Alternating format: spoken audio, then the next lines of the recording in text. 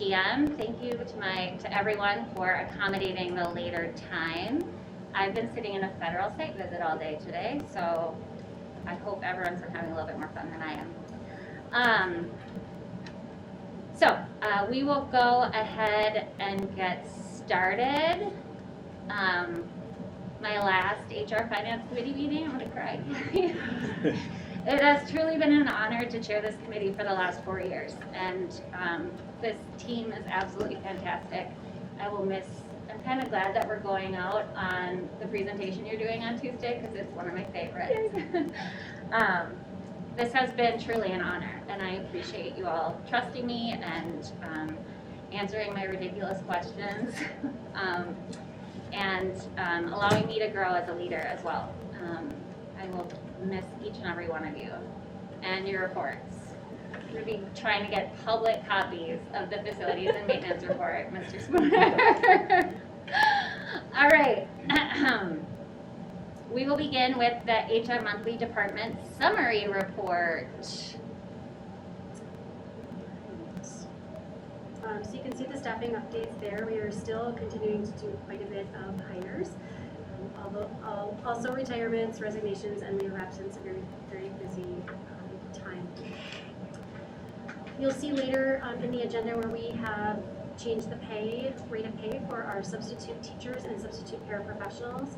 Went into effect on November 29th, increased it to $150 a day and $155 for returning teachers, so a little bit extra as they have now, and then $13.50 an hour respectively for the sub-paraprofessionals. Teaching and learning staff have reached out to our active substitutes to check in and make sure that they are available, and we're working on correcting our subsystem to ensure that the people we have in the system are those that still want to sub and haven't taken other positions. So we're trying to clean that up so that we have a more efficient way of communicating. And then we also were communicating with them about the pay rate change and encouraging them to continue. Not on here, but we also have done some outreach to some of the colleges to encourage students that are graduating in December to get on our sub list and apply for those positions as well. Working on pay equity report that is due at the end of this month, and it will probably need to come to this board for January approval. And we are currently a couple folks down still in HR, so we're sharing some duties and working through making sure we're getting some filling the gaps and making sure that everything's getting done. Also working on some process improvement. You'll see every time you come in here, we'll have a different one on that board, I can guarantee it, which has been really helpful for me as a new leader here to learn the processes and to try to find more efficiencies with working within what we've got. And then we also have been working with payroll to try to work on that process as well. Contract negotiations, as you're aware, we are in discussions with DFT, and our next meeting is tomorrow. Let's see, benefits, we wrapped up open enrollment middle of November. We didn't have a lot of response for the benefits, the new benefit vision, so we did have to send out another notice. And I am not sure if we still have enough to be able to offer that in 2022.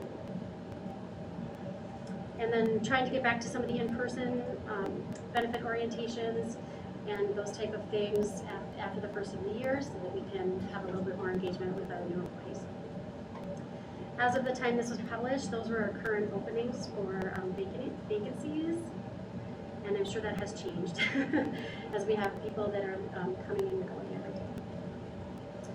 One thing that is not on here, and I'm not sure if this is the opportunity to bring it up, but we do have a new job description that we would like to present, if possible, just to take a look at it. It is a communications position, and I think John can speak to this, the need and the why it's coming in kind of a late fashion.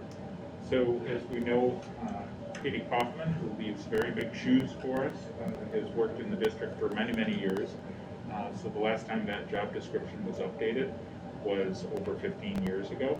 And so in working with an outside entity, just kind of reviewing what's current for job descriptions related to communications, we did put together an updated job description that we wanted to share with human resources, because we wanted to have an opportunity to post and begin recruiting for that position, as Katie will be leaving in several weeks. So as a reminder, is Katie leaving the end of December or the end of January? She's leaving the end of January, but she's using her unused vacation for the month of January, so she'll be done at the end of the Okay, so I know that you had wanted to have some overlap between Katie's position and the new person. That's probably not realistic at this I point? have talked to her about possibly returning and spending some of the time that she would be maybe on vacation coming back for a day or two, and so we're in consultation about that. I want to make sure that there's as much transfer as possible, and she has also done quite a bit to leave particular files, all the work that is done to prepare for her departure. She's been doing a lot of work on that. I've also been working with her on this assessment because she thought it would be wise, given the changing needs of the district related to communications, as well as the changing descriptors of the position. A 15-year-old communications job description was not suitable, and so and as I look at other members of the attendees here, that how communication has changed. A lot of changes happened over time. So I worked with Bob Noyad from the CESCO group out of Minneapolis, and he was the former president of the National Association of School Public Relations Officers. I'm not sure if that's the full title of that group, but basically the national organization for this type of communications position. He did interview a variety of stakeholders to talk about some of the needs of the district, and then also was able to put together a updated job description, which he shared with us today, because it was from a sense of timeliness, we wanted to make sure that we had an opportunity for HR Finance to take a look at it. Cabinet took a look at it today, but it is something that we wanted to share as a updated piece in progress. From a human resources perspective, the banding and grading and consideration of that position still needs to be done. Correct, Teresa? Yes. Do you want to speak to that just a little bit? Sure. Just to keep in consistency with the equity, would you like to send it to Yorkland so that we can get a feel for where it would fit from our system and for assignment and pay? We have it tied to the Executive Employees Association pay scale. Previously had been tied to the non-certified management contract, but believe it's better suited, especially with the elevated position and content that this would have, better suited with this Executive Employees Association. So the pay has yet to be determined, but we're hoping to have that within short order. Okay. So this is, thank you for going through the process that you used to put this together. And I know we had a chance to talk about this a couple of months ago. Is coordinator, that to me seems like when I see coordinator, I would think of not somebody who's like a public information officer for the district. There are better, I think public information officer is one of the titles that is used. Director of communications can be used. There are a number of other titles. We were also trying to, I think part of the issue is that the scope of the work that is asked to be done and the scope of the work of the position is in some ways outclasses the job description that we currently have. Katie went above and beyond, and so if we're looking to fill her, we could, if we fill a position that's very similar to what we had in place, we're not going to be bringing somebody in that's the lead communications person. It would be somebody who can help. I think that it would be somebody. We wouldn't be able to recruit somebody given the old job description that would be able to do the caliber of work that we're seeing the need for in the district. And so that's part of what we're looking at. But manager of communications or coordinator of communications, when we're thinking about other positions that would be somewhat similar in level, we're thinking about like the coordinator of the Office of Educational Equity or the manager positions within HR as being somewhat similar in level as far as scope and pay. That's based on our first assessment, but we would wait till it went through banding and grading before we came up with the title. However, if we want it, I mean, we could rate it more highly, and if that was the case, we would want to change the title of the position as well. I think that we all know how incredibly important the communications coming out of the school district are, both proactively and reactively. And I think we say at almost every board meeting, there's so many awesome things happening in the district, and we want to share those awesome things. And as we talked about Assistant Superintendent bonds with some of the work we're doing, like around the SRO project, like helping people better understand all of the great work that's happening in the district and not just tying it with challenges that we've faced. And so when Katie announced her retirement, and next week we'll have the chance to thank her for her years of service to the district, I was hopeful that this position would be considered at an executive level and this person would be on par with other directors, because I think it's important that this person be involved in a lot of high-level meetings, to be able to effectively put together a communications strategy that's inclusive and supportive of the work that we're doing. So I think this is a really big job, and I think in order to attract candidates that we're looking to be able to perform at a high level, the type of level that we're asking for, I think that is a director. I would think that would be a higher position title. But maybe I am making this a bigger job than you're intending it to be. So, and actually I've received a preliminary draft report of 3 different basically solution options that Mr. Noya had put together, that I was planning to also share at the regular board meeting, that lays out, will it be just this position? Would it be this position with some clerical assistance?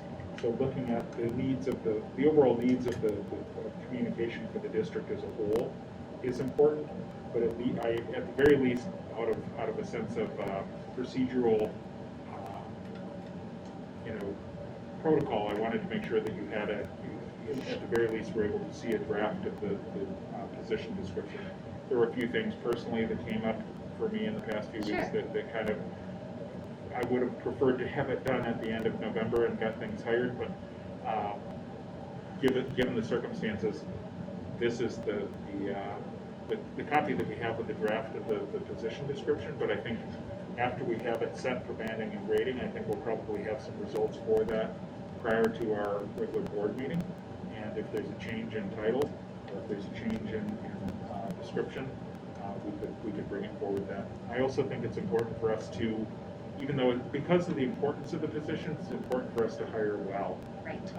In conversations with our cabinet members, and I think that Kathy had a good suggestion that we're also doing some work with Jeff Anderson, who is he has basically said that he can give us some support for a couple of weeks if we have some interim time while we're hiring, because even if we approve this at the next meeting, by the time we get somebody hired, it will probably be at most the middle of January before the person will be able to start. So what I'm asking for though is, where do you see this person fitting into the team? Is it going to be the same role that Katie has filled, or is this going to be I don't want to say elevated but a role that, what are your ultimate goals for this position aside from the essential functions, so we can better understand? So this is an elevated, even the role of manager or coordinator is elevated from the role as it's currently classified. So this is, even a manager position would be higher than what Katie is currently assessed at as far as the ranking of the position. So we need to make sure that we're going through that banding and grading process to see where does it fall for, is it a coordinator, is it a manager? I think we are cautious about adding, director positions because of we know that the financial needs of the district are strained, and we also know that we've added some administrative costs to the district, so we're cautious about. We want to hit that right zone of being able to attract great candidates, but also not put us in a place where we're adding too much overhead to the district administration. What is common then from your research outside of our district? What are other districts our size doing in terms of where they place that person? Sure. And that's part of the assessment that Mr. Noyet is doing, but just in a cursory look through some positions. I was looking at a couple of positions in similar sized districts in a couple of the job boards, and a lot of those positions are kind of in the $80,000 to $95,000 range, roughly. Is the range that is. And they're not director positions, but they would be manager. That was a positions public or coordinator information. That was positions or- classified as a public information officer, Yeah. and so that was. Teresa, you'll be assisting us with that process of working with banding and grading and looking at those comparables. And then I can also bring that forward to the board at the regular board meeting along with those options. But again, as we're talking about adding resource to finance and budget, which is very much needed. That is a huge priority for us. We've also added some resource to human resources. I too view the communications of the district as being huge, and I think that if we're telling our stories well, that can impact enrollment, which also impacts our bottom line pretty significantly. So, I think in some ways the position can pay for itself if we're doing a great job of marketing our district. That's part of why I asked about the ultimate goals of this job. I think I understand the desire to avoid bad optics of hiring another director level position. I also think that the public will be understanding of just how vital clear communication is as we're still going through pandemic response. The work that Katie did to support you all and the buildings during the initial days of COVID was invaluable. And we don't all have the superintendent's phone number to say, I don't know what to do. So I would like to see us take this position seriously. And I think that as a coordinator, and I appreciate, Teresa, you going through the steps because I want to make sure we follow union protocols. But I think that by asking for it to be a coordinator, and again, I understand the semantics and our worlds just are a little different, and 3 to 7 years experience. I mean, I think that there's maybe some tweaking that can happen on the job description in order for us to attract candidates of the caliber that we need. So this consultant who you're working with, you said that this person is going to bring all of this to the board meeting next week, and so He will be sharing information with me that I'll be planning to bring under the superintendent's report. Okay. Yes. I just feel compelled to say that sitting in this room right now are 3 managers who all do the work of directors, but because of the structure in this district, that when we talk about who's at what level, I just think that when I look at Art and I look at Simone and I look at Dave Spooner, we need to be looking at it holistically and not just looking at a position and talking about a person, and that if we're going to be really serious about looking at what the value of our people are, I'd like to do that holistically, because I think that we have to look, while this is important, it just feels kind of bad. So I just think we need to be thoughtful of all of our structures, and maybe as we're looking at different positions and where they land, that we can do that in a more holistic way. I think that's a really important reminder, and thank you for mentioning that, CFO Erickson. I just assumed Dave Spooner wore a cape and was, that's a really important point. And as we keep saying, a budget is a reflection of our values. I wonder has there ever been used outside subcommittees, meaning outside of the school board, where a committee of community members could be pulled together to work with Teresa and others to do some of that work, people who are HR experts, people who, because I think that getting that community input, I can say from serving on other community boards, while I'm just as difficult in those meetings as I am here, if it's in an area where folks have an expertise, that can really help spread the workload. And with us being down staff in HR, I'm just wondering if that structure has been considered, so we could have like an ad hoc or a subcommittee do that work who would ultimately report to this committee, and maybe there would be a school board member on that committee as well, but something, I mean, we keep piling work on the plates of a staff that's stretched too thin and already, and some of those realities, CFO Erickson, thank you for reminding us about that, and I apologize for not speaking correctly to the levels. So is that something that we've considered, or can we consider it? I mean, I don't think there's anything in our rules that say we can't, but I think something like that could be a creative solution to this, to opportunities like this. And I mean, not hiring of this position, but maybe looking at the holistic point of view, people who understand HR and finance. I have seen districts take on like a salary study of the administration, but I know that you're asking for more of a holistic community perspective. There are HR people in the community who would work with us on a variety of other issues that they could potentially be, contracted to assist with such a thing. But I'm not sure if you're asking for more of like not grassroots, but sort of like you said, a coalition of people who have HR background to take a look. I think it's something that would be school board sanctioned, but allow people from the community to volunteer their time, and I think it should be a limited scope of people. I don't know how you would go about deciding on this, but I just think about, again, other boards that I serve on, the value of the knowledge that sits around the table really helps alleviate pressure on staff. I think that and it's difficult to have the people who are affected by the review necessarily be the ones that Right. complete the review. Right. And I'll just say, as Kathy was talking about our manager positions, we also have,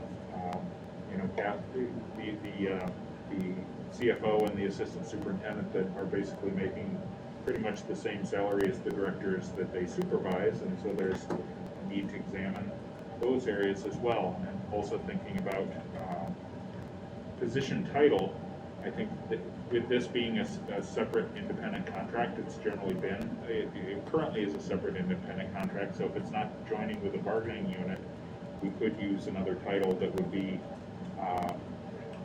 more attractive, like public information officer, that we don't even have to get into the area of manager or coordinator, if that is seen as not the way to go. So Teresa, any thoughts about the work with a community group or something like that? And then, sorry, didn't mean to cut you off. I guess I'm just, are you suggesting that as more of a holistic view of the organizational structure of the district? I guess I'm not tracking what this outside group would do. Yeah, so I mean, the question isn't necessarily, I'm just trying to think more holistically about how we can engage the community. This is a knowledge-rich community, experience-rich community, and if there was some sort of like ad hoc HR committee of outside experts who would volunteer their time, who could help support things like the salary right sizing, not so much the org structure, and then that group would, it's just an idea, but that group would then report into the HR finance committee. I think we need to think creatively about how to, and people want to help, people want to support the district, people want to, I think our community has come together in amazing ways during COVID, and I really think that we should be thinking about opportunities to take advantage of that and really alleviate the pressures of staff shortages and high levels of burnout. Paul and Dave, what do you think? Well, I just want to back up, Commander, with, so is Kate Hopper's position, the clerical worker's position, and is she part of one of the bargaining units right now? No. Her position is Her not. position is an independent contract, and I can Thank you. pull up, but it's I had a copy of her contract up and. I mean, I can definitely see that, again, over 15 years plus or whatever, that's, But it things have is, changed a lot, and Right. so that we need to redefine maybe what this, I'm with you on that. it's currently similar in pay Right. to a higher level clerical position, which is considerably out of, I mean, I have great respect for our high level clerical positions too, but we need to look at it from. Knowing how other Perspective of organizations operate, whether it's a UMD or, a public information officer, seems like the right Yeah, I agree. fit or title or position that that we're looking for, that, and then kind of define that managerial position from there.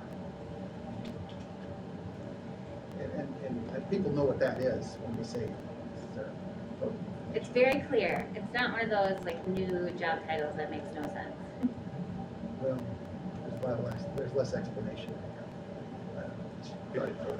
Part of Thanks for the, clearing. part of the scope of the position also focuses on internal communication because we want to improve our communication processes. So public information officer still could have some components of that, but we want to, like, we're looking at some of the boards here that we have that describe flow of information.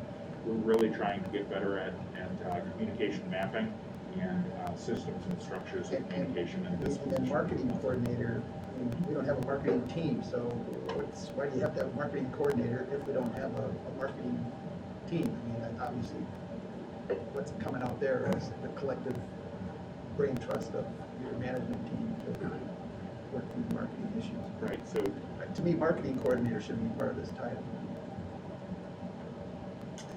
I guess I'd rather have Yeah. not, yeah, I think if you want to do an assessment, Teresa, John, if you have more information that you can bring, I think I don't know if it, in terms of the Executive Employees Association, the person coming in might want to be a part of a union. And so as we endeavor to be an attractive employer, as Assistant Superintendent Bonds and I had a really great discussion about this last week around different creative solutions that employers are using to attract top talent. So maybe that's one of the options that they can have as part of their overall package or something like that. But I'm really excited that this position is going to be posted. I really, I'm really excited about that. I hope that we get lots of really awesome candidates because this is an incredibly important role. I agree. And Teresa, if you have any thoughts on bargaining unit membership, I'm completely open to the person being part of the bargaining unit. I think part of what Mr. Noyad had suggested is sometimes if the communication person is part of a unit and if there's ever any, potentially any strife that they have to communicate on, but sometimes it's just like with human resources, we have that as an independent contract separate from the directors because that person also negotiates for and with the directors. Sure. So that's why there's that degree of separation. But I'm not at all opposed to having a person part of the bargaining unit if that seems more suitable and if that's recommended by the group that reviews. I'm not saying that's necessary. I mean, Katie was never part of the bargaining unit, and I don't know that it makes sense. I can see what you're saying. I understand what you're saying. That makes sense. And from my experience working with Katie, the teaching career too, I mean, she did a fantastic job, and she was very, very good at what she did. Probably grew in that position over the years too to adapt to the changes that dealt with over time. And she will be missed. She will definitely. So yeah, I think it's still. I hate to rush this into our next No, school no, board go meeting ahead. Oh, yeah. until we get this right. Right. So I think this maybe deserves further discussion, maybe even at a committee of the whole. I mean, I know that we wanna, and maybe the right thing to do is to work with Jeff or somebody else to help fill the gap till we get this right. Does that make sense? Yeah, I mean, I think waiting a whole nother month is a little extreme because we know how important this role is. This Mr. Noyad, are we paying him for his time? Okay. So, Part of the rationale for that is just the complexity of the analysis that needed to be done with the skill sets that, nobody on our team has a deep communication skill set, so when we're trying to examine the needs of the district, we wanted to make sure that we had that outside assessment, but it was not, it wasn't an excessive amount, it was $3,000 for I all would the say work you that's and done. Anthony have some pretty great communication skill sets, so. Part I of don't it- know if you can fill in. For no. me. Hard no. I'm having a hard time writing my op-ed for the DNT right now. All right. Absolutely not. We gotta take stuff off their plates. So I appreciate the focus on the needs of the district, and I also appreciate the thought about thinking about it within the scope of all of our other needs. What I would suggest, if it were okay with the board, is that we continue to do the work, we present the update at the school board meeting, and if the school board is feeling like we're at a point where we can make a decision on it, we could have that, if there's a need. So with this being a revision of a description, if it's significant enough that it results in a different class, which it may, then I think that if the board is not comfortable with moving forward at next Tuesday's meeting, then we could continue our work and work through a longer process into January. But I would like to get to a place of being able to post, if possible, after next Tuesday, so that we can have the posting out there for a couple of weeks and get moving the process. So maybe when you send this out, or when it goes into board book, could you include a description of coordinator, manager, director, so maybe we don't get caught up? Because it's clearly, I'm getting held up by what are not semantics. I think that would be helpful for consideration. I'm sorry, so an example of other types of job descriptions in those titles, is that what you're asking? No, but like, what the distinctions are between those different roles, so we can understand if we're assigning a coordinator role or a manager role or a director role, what does that mean, and how does that fit in with the other structure? The structure. So I think just a brief description of the main administrative roles. Yep, Okay. great. Do you feel like that would be doable? Great. At this point, you don't see anybody being this position directing anyone else or having employees on it. So with the draft of the options, one of the options was just to hire for this position. Another option was to consider some clerical support that this person would supervise. The third option, which is kind of the Cadillac, and it might be beyond our capacity, was to have a specialist work with that position. But we've just received that report a couple of hours ago, and I think I haven't even had time to digest that with our team. And in quick conversation with our human resources director, we feel like it's important to hire for the main position and allow that person an opportunity to assess the needs a little bit too, just because similarly when we hired Teresa, there were some things that we had looked at adding that we were making some different decisions based on her perspective as the leader of that department and also her assessment and skills that she brings to it. I could see David then leading, like maybe a group of communications interns or projects or something like that. So that's a good question though. I think the communication needs that we have during COVID are significantly greater than they were pre-COVID. Not to say that they wouldn't continue after COVID, but we do have many additional communication pieces that we are working on related So if there's a need for support there, I think we might have to consider, we could consider a temporary support to that communications position through ESSER funding or something of that sort, but we haven't had time for that conversation yet. And I think it's important for us to digest that first. And I think the optics are important right now too, given that we're in the midst of negotiations, and also that we want to be comfortable around the whole of our structure and also our financial condition that we've worked really hard to gain back ground financially, and it's important for us to make sure that we're not overspending where we can't necessarily do so. But I appreciate the board's initial interest and support of improving our communication processes. Anything else, or anything from staff? Okay. For the monthly department summary report, going back to that, thank you, Teresa, for sharing that information. I know I think I've asked this at like every board meeting. Do we have any idea how many retirements we are expecting in June? I don't know that I have a good handle on how many that might be. Okay. That number usually comes around April 1st. I Yeah. think teachers are asked to, if they plan on retiring at the end of the school year, I think contractually too, they're supposed to give notice by Yes, April April 1st. 1st.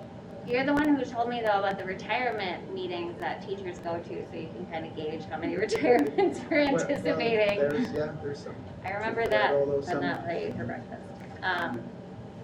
Okay. And then on the HR monthly department summary 2, I know that we had spoken last month about the ESSER funding updates and how those tie into staffing. So I reached out to the team and asked about that, and from what I understand, the process around current coded items and where budgets are is being re-examined, and they will do an update to that, to what we received last month in January.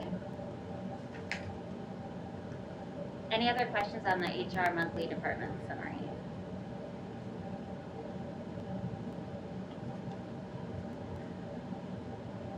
Great. How are we gonna know if our pay increase was successful? Are we asking a question like, did you come off the bench to work for us because we increased our wage?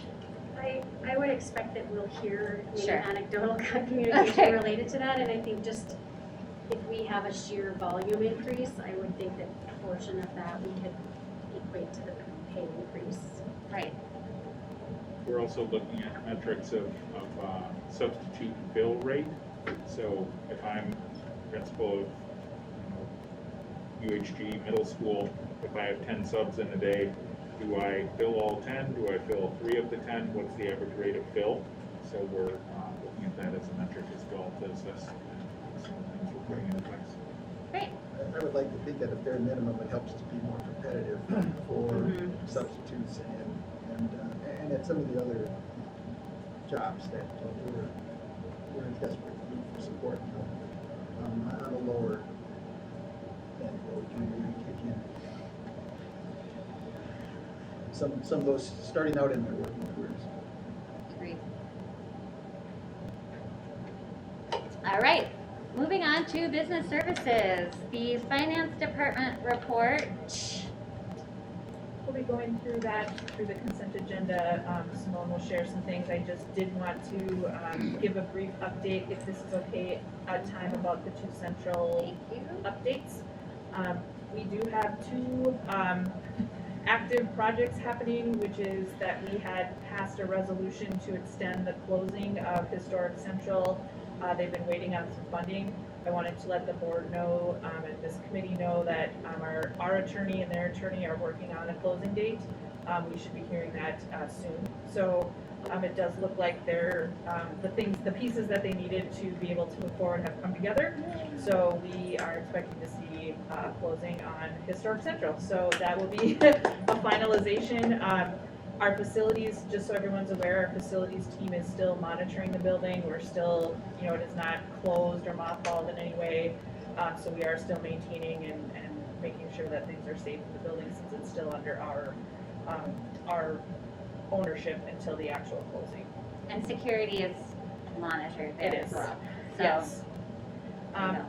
The Central on the Hill has two components. One, which is our development project, which is in the back, 22 acres. And then there's also the current purchase agreement that we are in place with Saturday Heights LLC. So we have Ooh. two separate, Saturday Properties and Saturday Heights are entities within the Saturday organization.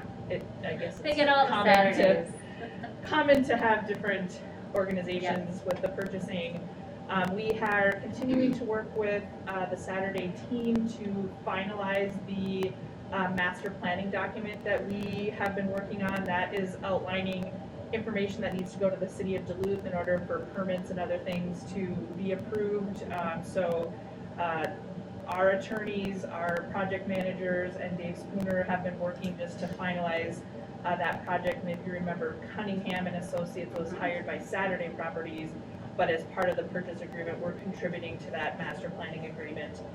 So it's taken a little bit more work and detail than we had originally expected. There's just, the city of Duluth was asking for some things, some other processes that they were going through, but I don't see any concerns or anything that's gonna stop that process from moving forward. So we're very much looking forward to be able to provide a report to the board to outline what that master planning agreement is going to look like. There's just a few final things that they're working on, and whenever you have good attorneys involved, it takes a little bit longer.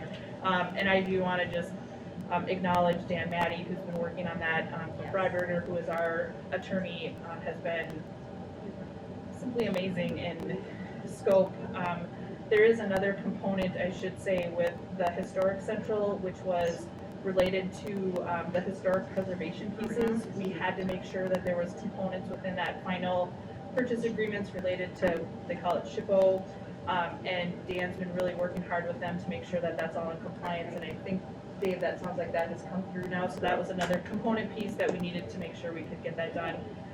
So I know folks that really care about Historic Central and those acknowledgements, because it is on the National Register of Historic Places. We are making sure that those covenants go through with that property, so that's very important. So, But these old documents were part of the closing so we documents? had language in our purchase agreement that they had to provide proof that they were going through that process. So we believe that that's all been finalized now through their attorneys. Does that make sense? So, is there a new target date for closing historic? They're working on it right now. We should be hearing within the next week on the final date. They have what my understanding from Dan Matty last Friday was that they have what they need now. They just need to pull all the documents together for the closing.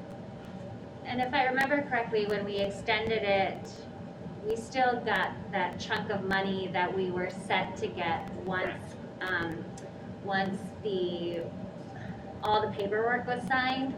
So we're on schedule for their financial investments, but we wanted to give them a little bit more time to get their ducks in a row on some of these.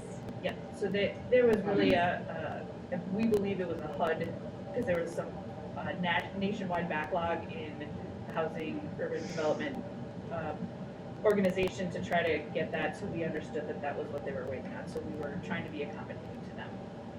I thought I read something before coming up here about some of our technology is still operating out of folks. Is that true? And how and when we plan on moving that? We do have our technology, our security cameras going, our switches, a few phones down there. So it's just basics to Yeah. keep an eye on the place? Yes. Okay, I Yep. misunderstood. I thought we were a little bit more of our district-wide technology. Oh, no. No, it's just, okay, it's just Safe and secure. system, Systems, yep. building security. And many of those components will come out and go to Technical, is that correct, Bart? Yes. You said phones are working. Is there somebody actually going in there every day to kind of Yep. check on the site? We're staffing the building. Or staff in the building? We're continuing to clean, we're keeping it safe, secure, Good to hear. Thanks. So we can't go through on rollerblades. My gosh, I So wait, love wait. that. I'll so Dave in much. advance John, when that have You would happens. need to More meet me than there, and I do have rollerblades. John, so do you have a key or not? I do have a key. Can I get to the clock tower? You can. Actually, that's one of the great advantages of the delay. No, seriously. Well, it all I was- happened when I was somewhere else, so. Yeah, we tried to get you there. Yeah, let's do it. We'll talk. Thanks. Sorry. I can't help it, but when I first came to the district, my fantastic assistant Jack Dillmans brought her roller skates to work and roller skated down the second floor. So those floors are excellent for roller skating. Yeah.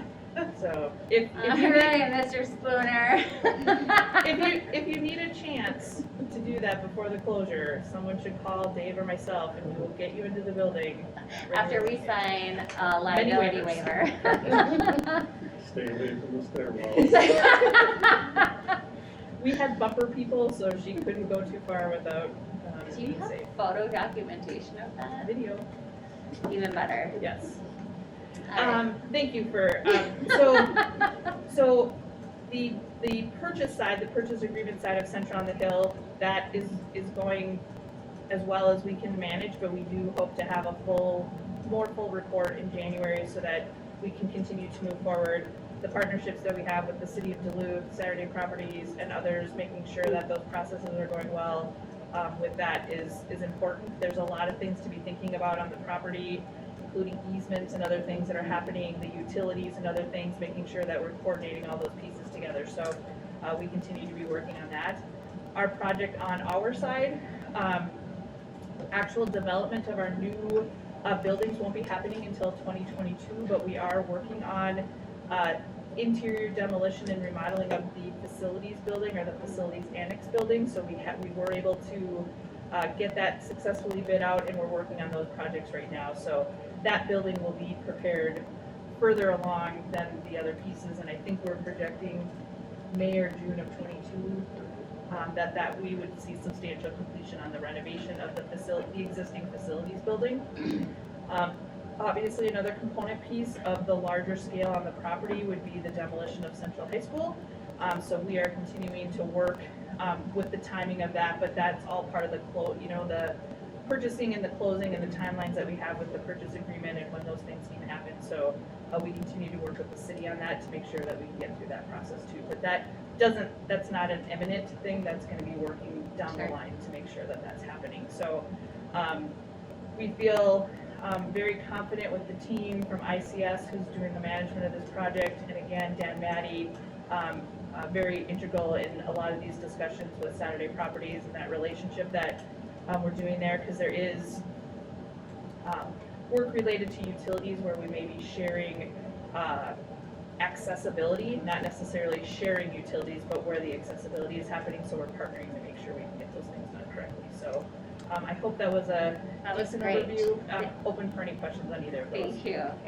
It's a lot better than one sentence, and I totally understand Greg Fulmer is mostly done. So, and I thank you for reminding us about some of the shared utilization and access. I know that was one of the sticking points that I had when we were identifying who we were going to work with is how can we really streamline efficiencies by maximizing shared costs and shared labor as well. So I appreciate that due diligence is being done so we can hopefully save some money. We hope to be sharing the whole scope of the master planning agreement, hopefully within the next month when that becomes available, and that'll come through most likely HR finance first and then to the school board so that they can see. We have talked with Saturday Properties too. I think everyone appreciated the initial planning that they shared a few months back at our school board meeting, and I think that they're more than willing to come back up and do communication and presentation again. So whenever the board would like to entertain that, they would be happy to come back up. They indicated today, Kathy, that they are willing to go out to the January board meeting. So Great. It's even seeing early reports, it's impressive, and it was like a draft of one component of the report, and it's really impressive, all of the moving pieces and all the work that has to happen. So you indicated that the work on the facilities building should be done May, June. when do you anticipate you will begin bidding out the work for the demo and Saturday Heights will be doing that? When No, actually, we are actually That's right. responsible for the demo. I don't know that we have a timeline just yet. I think a lot of the permits and approvals from the city have to come into place before we can actually put together that actual date. Okay, But I think we have an agreement in the purchase agreement that we have to demo within 1 year of all the public approvals. Yeah. So that will be the timeline. okay. Dave, do you anticipate the potential for a workforce shortage in people to do this work? I know it will be with outside contractors, but with all that work going on because of supply chain issues and workforce shortages, are you anticipating? No, actually, we were pleasantly surprised when we did the other portions of the work. We had good response, lots of bidders, and I feel good about the future and the future bids that we're going to receive. Great. Dave Spooner, seal of approval. I do think, we had a conversation about, we were approached with some other projects and things. I do feel that our internal facilities crew is pretty stretched very thin, and so like other additional participation in other programs would be challenging for us at this point. But would you agree, Dave? Right. Depending on what those might be. Like what? If the group wanted to partner with us to build additional facilities in the woods behind Lowell, for instance, we wouldn't necessarily have facilities crew that we could take off of our current facilities work to dedicate to something like that. And that's not the example, but Sure. I'm not aware of any additional projects that may happen, but that always could. And I'm pretty much it for managing construction projects, so I'm asked to the max for the next couple of years. All right. Somebody bubble wrap Dave Spooner. I can't believe I'm saying this, but my last facilities department report, call out to Mr. Spooner. Thank you, Member Trinka, and surprisingly, with it being December, it's been a relatively calm month. We haven't had snowstorms. Even with COVID, things are routine, things are going well. Probably should knock on wood, it's supposed to rain tomorrow. Yeah, I know. The storm will begin, but things are calm. In the past month, we've completed 165 work orders. We have 294 open work orders. Capital construction is down to one item, the resolution of the PSS track. And the historic, or two items, I should say, and the ongoing meetings being conducted on all the projects that Kathy just mentioned for on the Hill and Historic and Central. Under building operations, our operations staff have been just performing an excellent job at keeping our site safe for staff and students. They're working hard, they're doing a great job, they're in the routine, in their route, keeping things safe. Under health and safety, Matt indicated that Lincoln Park passed the follow-up fire marshal inspection. They've conducted a second emergency management safety committee meeting. In this building, the base antenna, the base station, the antenna installation planning is occurring for the emergency response radio. And district-wide vertical bandwidth inspections have been completed. And then below is the numbers for work comp activities, which are self-explanatory. And I'll open up for any questions if anybody might have any. Those numbers for workman's comp seem they seem lower than what we've seen before. So maybe it, knock on wood again, that rain doesn't turn into ice, but. Right. I don't have an exact month That's or okay. to compare, but they seem low, I guess. Which is great. That's great. Yeah. We're working on the experience mod and cut our costs. Yep. Yeah, we really like that. Any questions on facilities? I don't know if this comes up here or it does, but what about Tech Village and what's going on there with reconstruction and any problems there? We're in temporary locations right now while the space is being built out. I think the estimated or the established timeline for completion is the end of December, is that correct? It's coming along well. I think it'll be a great space. We'll have some work. Bart and Technology will be doing some work to bring computerized equipment in. My staff will be doing some access control, but it's going well.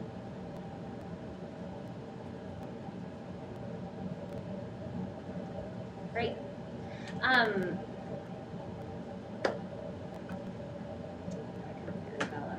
have a question. Oh, the PSS track remediation. Any idea when that's gonna be? I think this has been an issue since it will be fixed in January, I bet.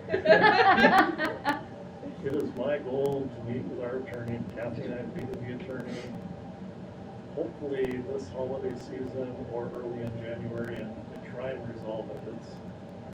It has been an ongoing, long process, but we're holding out for the right solution and we hope to have it. Yes. Lane 1 deserves respect. And two. And 2, that's right, I forgot. Anything else on facilities? I guess I'll just ask a quick question, Dave, because there's been a lot of back and forth on the noise at 14. And I've been over there and I tried to pick out where it was coming from or how loud it was, and I didn't notice anything. So is this something that's intermittent, or is it something that's resolved, or is it a mystery still? I have dealt with the noise issue from Miss Winter for a decade, and I have not been able to resolve or hear the noise that she's indicated that she's hearing. We've had consultants, we have a software program called Silent Night operating on the chiller, and it restricts it to, I don't recall the numbers, but I think it's 60% max operation day, 30% at night. So we've slowed the chiller down. I went out there, I had a site engineer out there. We've got a lot of people looking at it. I just can't hear the noise that she hears, and I can't fix anything because there really is nothing that I can fix today. Thanks. I appreciated that thorough report from you and Matt in that email the other day. Thank you. Thank you. All right, enrollment report. Cecil Erickson? Yeah, thank you. Cattery Little provided us with our monthly 2 reports related to our projections for projected ADM. As we remember that average daily membership is the amount that helps drive the majority of our general education funding, so that number is really critical to us. It also, again, helps for staffing and other strategic planning as we think through. The good news is that we are projecting again in December a slight uptick compared to where we were last month, where we were just shy of 8,000. We're seeing 8,044, but I share just a little reservation that, as we all know, after first semester we start seeing declines in enrollment again. So we don't want to get ourselves too excited about that. We do put in some modifications to account for some loss of enrollment in the spring, but we do want to just be cautious at this point that, this number could be teetering around, right now we're projecting around the 8,000 student mark. As we discussed last month, you can see what we budgeted and what we had asked the board to approve back in June for a budgeted ADM was 8180. Our team, myself, Simone, and Cattery will be meeting this week to discuss what we want to submit to the Department of Education as a revised amount, and then in January we'll be bringing forward a revised revenue estimate to the board. We do believe that we would be moving that down to closer to 8,000 or 8,020 is kind of the estimated number at this time. We'll continue to look at those enrollment numbers, so it's important for us to just make sure that we feel comfortable and confident with those numbers. And then just as a reminder, as you look at those columns, and I'm looking at the December enrollment students and projected average daily membership, they're both similar counts, but that total number of enrollments, that's every time a student engages, enrolls, and gets a record. And then if they leave and come back, and they leave and come back, they'll actually have 3 records. So you'll see that we're almost at 12,000 records, so that's 12,000 instances of students enrolling within our district. But you can see that that only relates to 8,000 ADM. So a lot of our early childhood students, a lot of our transient residential students will get records, but they may only be here for 30 days. And then they leave and we get a new student and then they leave. So those records are just the number of times we enroll a student in or out. So they could be here a half a day, they could be here 5 days, but the majority of our students are here all year long. The unique student count then gets smaller, so that means you can see that there are many students who enroll more than once. So we've had over 92 unique enrollments since the start of school, and then you can see our current enrollments head counts are 8,400, but many of them may have just gotten here, so they're not generating that full ADM. So just as a reminder, as you see those numbers, that's what all those different columns mean, and we wanted to kind of share with you that, you know, on average, you can see the enrollments per ADM or the enrollments per student. It takes 3 early childhood students to equate to 1 ADM for us. So on average, we need 3 students to get to that full ADM because they're never generating a full ADM themselves. And then you can see by the time we're into secondary that we see that a lot of kids are moving and more volatile. So at the senior level, 2.5 students equate to that 1. So just as a reminder, and again, you can see the charts and graphs below that kind of show the difference between how many enrollments it takes to make that ADM. So the blue bars are the enrollments, the red bars are the actual ADM, so we always see more activity than what we actually generate. So again, very hopeful that we'll keep over that 8,000 student mark. That would be very hopeful, and just as a benchmark for folks to remember, fiscal year 20, which was June of 2020, so over a year ago, we had over 8,300 students. This past year, in fiscal year 21, we were down to 7,850 students around in there. So we had lost quite a few enrollments, and now we're gaining back a little bit here. So good news that we keep going positive. Great. And can you remind folks why ADMs go down in the spring? Yes. So many of our students, especially in the secondary level, if they have enough credits to graduate, they can do that early graduation. And then they're no longer enrolled in school, so we see that going out. We also see school choice oftentimes in the spring. They opt out to other locations, other options, so that's why we continue to see those loss of enrollment. And if some of it is college in the school, like is any of it students going to UMD or Scholastica? It can be. It depends on what type of relationship we have. If it's post-secondary, they would be unenrolling here and then enrolling at the secondary or the post-secondary institution. Got it. But one thing we try to do to mitigate that a little bit is focus on dual enrollment options for students too, so they can be receiving college credits and remain part of our enrollment as well. Sorry. No, that's great. Paul? So yesterday, I didn't see my medical provider. I always pronounce the building, it's the Wyland or Wheeland building? Wheeland? Wheeland building, thank you. And I saw the signs for ABO and AOC. So after my appointment, I said, I'm gonna follow the signs upstairs and see where these guys are at. They did some nice temporary facilities. But we had a conversation about a lot of different things. One of them was, we've kind of become a math department for some of our surrounding districts due to their teacher shortages. So how do those numbers fit into our enrollments when we're, and I know it's not a full student, but so we've picked up a lot of local or regional students to kind of get their math through our AEO program. How do those count for Yeah, our enrollment numbers? that's a great question. So if you get just a student with a course versus a full enrollment, that's the difference with the most of the time with the online. And then if students are supplemental versus enrolling here in our district, the students who are supplemental, so they're residents someplace else, and it's more like a tuition agreement, they won't actually show up on our record. We'll get paid separately, but for students who enroll in a course here, as an open enrollment student into the AEO program, they become, that's just one of our 15 sites. So it comes in as, they'll be buried inside of this enrollment, so those students who are enrolling here.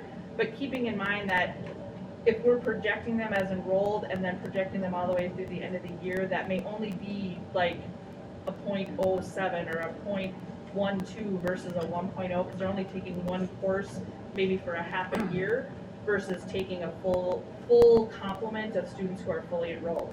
Now, if someone is fully enrolled in our online school and are here, we get that full 1.0. But online and resident regular school, we have a lot of kids who do both. You have to be really thoughtful, both the resident student and the online school, because they will only pay 1.0, and if either party overextends their ADM, we have to crash for someone's gonna get prorated down. So we wanna be thoughtful about that. But, so they would be in here unless they're doing, through their own school and doing it supplementary, and then we get a report at the end of the year from the Department So of if they're Education. doing it through their own school, but we're providing, we're just being compensated. Correct. For that, so that, Yep. that wouldn't count in those numbers. Yeah, most of the Those outside. students in our AEO are open enrolling. We Right. don't get that many Right. supplementary. Yep. That's great. I'm happy to hear, I know we discussed this last month, that it was time to adjust the budget. So thanks to you and to Simone for doing that work. We were anticipating that it would happen we had hoped it wouldn't, but this time of year is always when we kind of rebalance, budgets based on ADM reports. So thank you for that, doing that additional work. Any other questions on the enrollment report? All right, the child nutrition department report. Open for any questions. Just again, you can see the free and reduced lunch applications report. And again, our food supply chain issues continue to be a challenge for us, and just wanting to let folks know this is an area where we do have many job openings within our food service helpers. We continue to work as a district team and working with others to learn about how we can maybe restructure and be able to provide positions that could be more attractive. As we know, the food service positions are almost all part-time in the middle of the day, and maybe a few generations ago there was a pool of people who loved that type of position, but now we're finding that that's a more difficult position to fill, so we're having some discussions on creative ways that maybe we can make those positions more attractive. Great. Did their pay go up too? What was that? Did their pay go up too in our pay scales? They're in Child- negotiations right now, so That's- that has not officially changed. Yep. It looks like the online applications for free and reduced lunch has gone up a little bit. A little bit, we're still down, so, again, we have until, what's the date today? Tomorrow. So, anyone who's watching this video tomorrow, online on YouTube,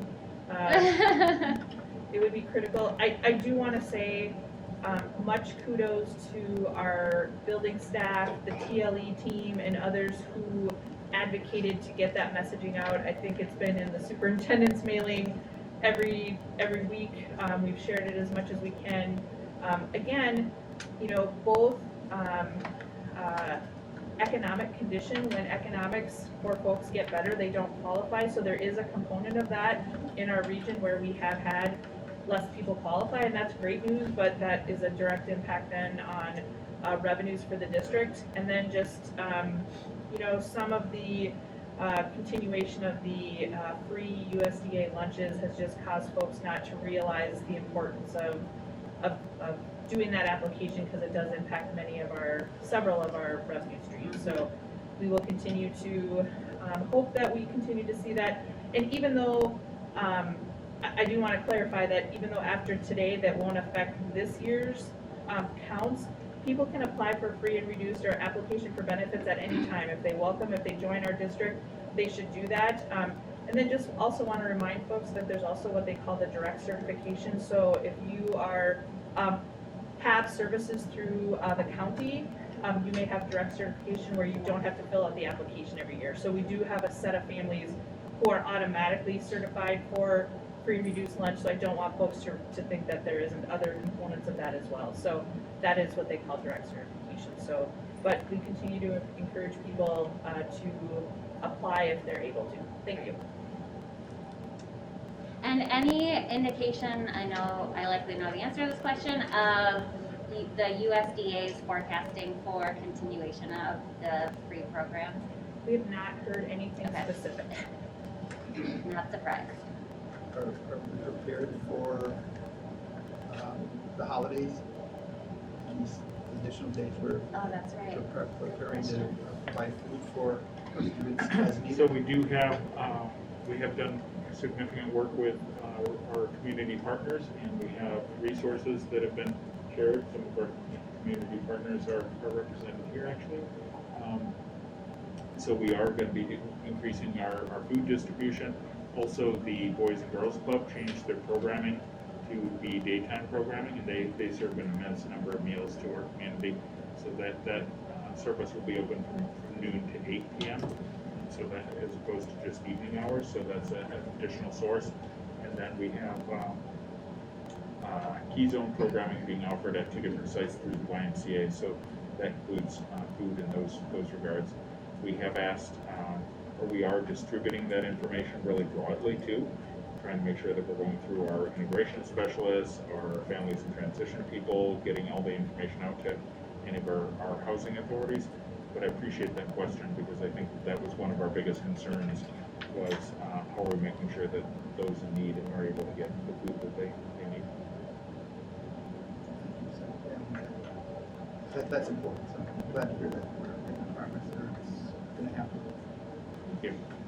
Yeah, I know we've heard a lot from folks about the short notice and how that impacts families. So I think the more we can continue to promote the message of what's available, both for childcare as well as for food. So happy to have our partner, one of our partners here at least. I think, and our partners in the media to help support how we get that information out so folks are aware of the resources available. Great. Great question, Paul. The transportation report. I will say, when we got that big snow the other week, I just pictured Steve in his truck driving around to see how the roads were. But it was a weekend, but it still was funny to me. Really appreciated Steve's report for this month, and just wanted to share with everyone that we continue to see challenging with bus drivers. We, I think the board was aware that we had created a route cancellation procedure should we find ourselves in the event of not being able to find enough substitutes to drive a route. We worked collectively with our TLE team, we worked with building principals and others to determine how we could do a notification process. What would happen is, if we didn't have a driver to cover a route, we would use the Infinite Campus notification system to let families know, either to school or from school, that this route would not be able to be covered because of a shortage of drivers. It was a really great team effort to create. The great news is we have not had to use it. So that has been our goal and continues to be our goal, that we never actually have to implement that.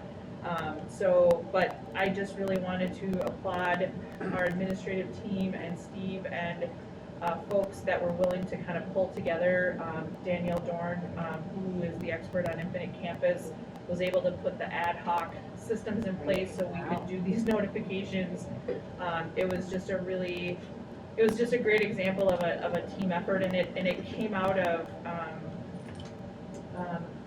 having a unexpected group of bus drivers who were staying home because of COVID symptoms, and it just kind of compiled, and we kind of had this moment where we were like, are we not going to have enough people to cover our routes? And so it felt a little rushed. We kind of pulled it all together in a really short period of time in the event that we were going to see a shortage, and thankfully with the work of Voyager Bus and our own bus driving team here at the district, we were able to cover all the routes and we continue to do that. But it is a day-to-day process, and so we just feel, very, very important that we continue to monitor that situation, that we understand that, we appreciate the communication that the superintendent shared and that this is not what we hope to do, but that we appreciate the understanding of our community in the event that we would have to have a route closure and that we would be doing it only in an emergency. We just wanted people to know that this wasn't about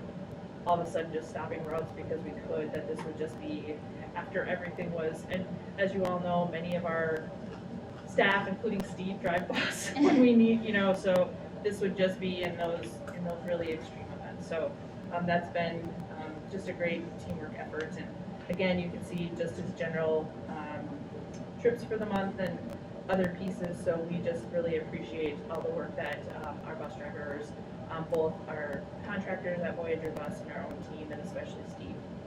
I did want to let everyone know that Joan, who was their clerical, had retired. We were able to finally fill that position. Good. So Steve's going to have a clerical Good. support finally. So we're looking forward to getting him that. I have two questions. One is for Dave. Are bus drivers included in the workplace incident report where it says there were 0 staff who had been out with COVID due to a school-related exposure? Does that include our bus drivers? Correct, our bus, this is all employees of the district who work on Awesome. report. That's- Teachers, everybody. That's really great. I know we had a number of concerns around busing. So kudos to the transportation team for their hard work on that. And then I know we've discussed at previous HR Finance Committee meetings, the message goes out at Infinite Campus, and are there any resources that we can make available for people to get their kiddos, their students to school? We really do not have an alternative at this time. We don't know which route Sure. it's going to go down. That was like Sure. one of the big challenges we had. We just didn't know how to do that. But to be clear, for those that are watching, we did get clarification from the Department of Education that would still be an excused absence, so we wouldn't want anyone to feel that they wouldn't be getting credit for that day. I know the TLE department had asked about that, so it would be considered an excused absence if they were unable to make it to school because of transportation. And would they get any academic support? There wouldn't be any specific synchronous, but they would Sure. be, and our intention would be most likely that that's just a one-day occurrence. Yep. So that they would just be made up the next day. Steve just does such an amazing job. Please pass along our gratitude for these 430 plus routes and 51 field trips in October. How about that? That's amazing. I can't imagine what for SatTrans looks like for him to do for transportation software. I can't find it on this report, but I thought I read somewhere that we've got a couple bus drivers that are in training that Yes. should be coming or hopefully ready to go next year sometime early. No, next calendar, early yep. New Year. We did just lose one, so we're net +1 instead of +2, but that's Okay. great news for us, so we were Awesome. very excited, yep. And I guess I'm just curious where did we start the year? Because I thought I also saw somewhere that we only have 2 bus driver positions posted. And we had to be more than that at the beginning of the year, so. Yeah, I think we're just We kinda continuing closed to that post, shortage. I think we're just continuing to post an open position Okay. rather than posting multiple positions. We just keep reposting that we have bus driver openings, and then if multiple people apply, we basically interview everyone that qualifies. Thank you. So Paul, while you were not here, we volunteered you to be out on busy streets in your wig with like some sort of sign. Well, I did, posting for school bus If drivers. you think it'll help. There it is, And folks. maybe I was here, you just didn't notice. I was here. I think it wasn't, I think you were present, but, all right.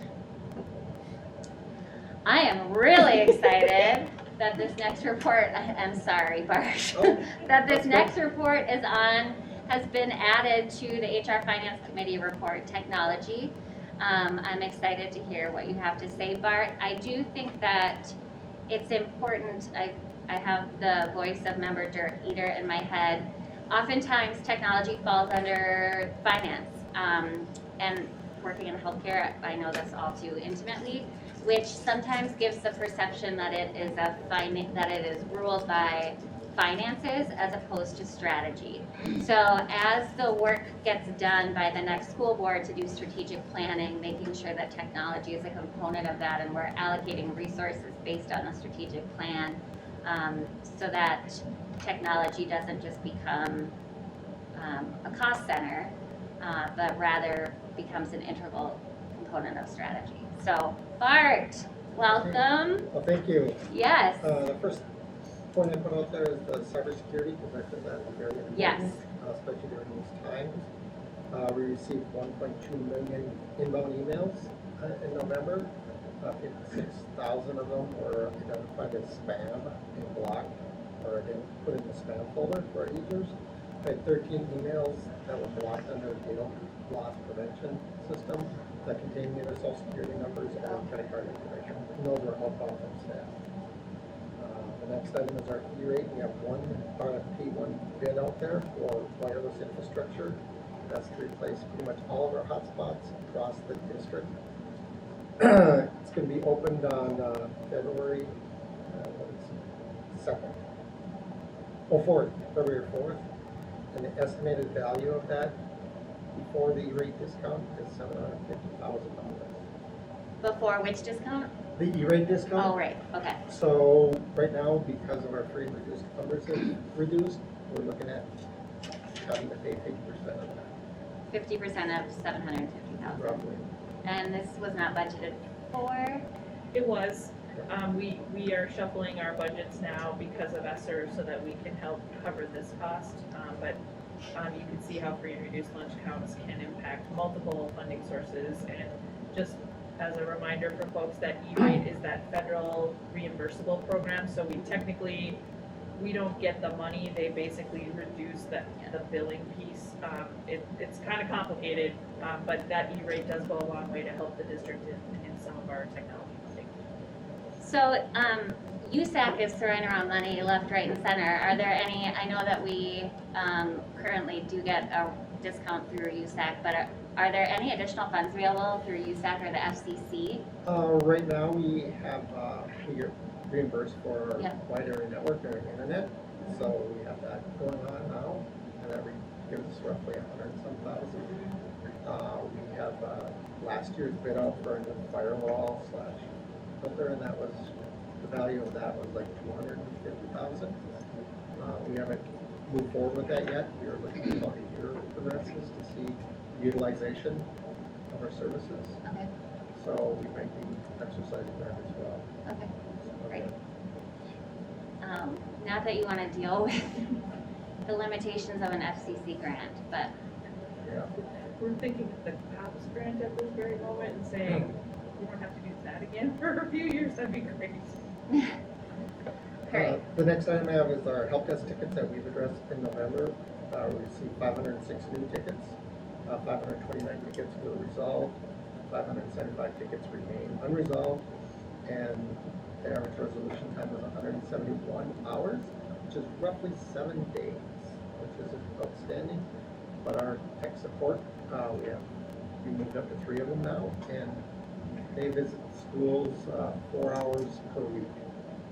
So they're a week between each visit. So if they don't get it on that first 4-hour visit, potentially they're not going to see that for a week. So. And they're working the tickets while they're on site, not remotely? Those people are on site. So these are mostly hardware issues? There's a combination. It could be, filtering issue. It could be, hey, my smart board, I can't touch it. Stuff like that. So sometimes the tech coordinator will come on and take a look at it. If they can't address it or they don't have time to address it, then our field techs are there. And some of the tickets are actually, involve myself or involve some of our other people like Danielle or stuff like that if we're on campus. So if someone were to submit a ticket that doesn't involve on-site support, that ticket wouldn't be looked at until the next time one of the techs was on-site, If they have time during the week. right? They would be. Oh, they would? Yeah. Okay, They okay. have time when they're based here, so it's district-wide time to do any of your tickets that are available. And when you're looking at the hours for resolution, are you carving out the weekends so that we're not including those 2 days in the count? It includes the weekends. Okay, so when I looked at that, and you saw my email, I said, it looks to me like there's something skewing that data. So maybe looking for different counts for what it is, what data it is that we're looking for. So that we can, like, you know, Yeah, I can when you see. talk about hours of operation and uptime and downtime requirements, it's important to navigate which Yep. days and times you're thinking about. So, yeah, but we do receive tickets 24/7. Sure, yeah. Doesn't matter the weekends, and tickets do get addressed. The projects we have going on, we're working with CDWG Services to support a blended learning one-to-one initiative. We're working on scheduling a wireless validation survey. That was one of the things they identified.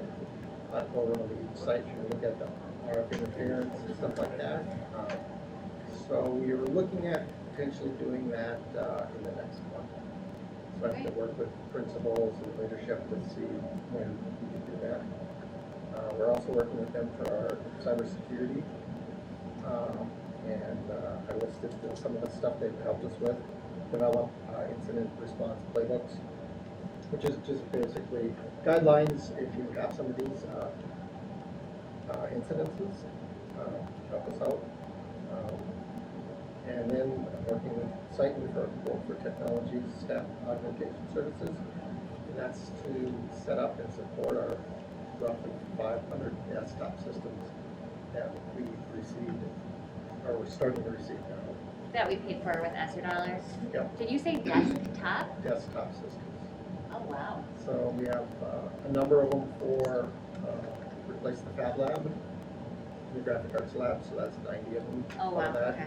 Then we have 100 and some going to the smart boards and the smart board systems, replace some of the older teacher computers. Then we have a lot of them going to support our admin, like in transportation, this building. We're hoping to get those desktops before we moved here, so we can set up new desktops for our staff, but they came after. So we're looking at replacing all the 8 to 12-year-old desktops. Program moves, I'm still working, we still have equipment at Hawks for security and supporting our Dave stuff down there, access. Garfield, we're working to set up our network services at Garfield. We're waiting on a device that we ordered. It's roughly 6 weeks. We're That's hoping, fast. well, we're hoping it comes in because right now they're just on wireless hotspots or That's wireless great. Chromebooks. The Arvid building, actually, that's finally up and running on the district network. That took quite a while. The Tech Village, I was actually down there delivering equipment today. And they're working on the technology, the tech room down there, for the wireless access points and cameras, get the switches in there. So they're hoping they have their portion done, the first part of January. Okay, great. On the technology side. That's all I have. Thanks, Bart. I have a few questions. The first question that I have, and you should have just waited until January to put this on the agenda.